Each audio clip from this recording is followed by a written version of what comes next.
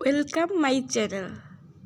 আসসালামু আলাইকুম প্রিয় বন্ধুরা, আপনারা সবাই কেমন আছেন? আজকে একটি রেসিপির ভিডিও নিয়ে আপনাদের সামনে হাজির হয়েছি।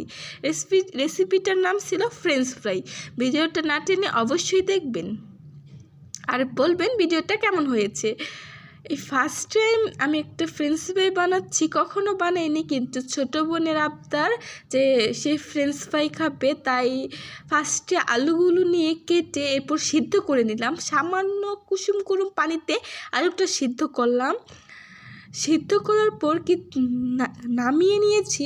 নামিয়ে কিছুক্ষণ রেখে দিয়ে এরপর সেটার মধ্যে আটা কিংবা ময়দা যে কোনো জিনিস অ্যাড করা যাবে। আর একটু স্বাদ বাড়ানোর জন্য আমি মরিচ দিয়েছি। আপনারা চাইলে যে কোনো জিনিস দিতে পারেন, যেমন মরিচ, জিরা বাটা, ধনিয়া বাটা ইত্যাদি।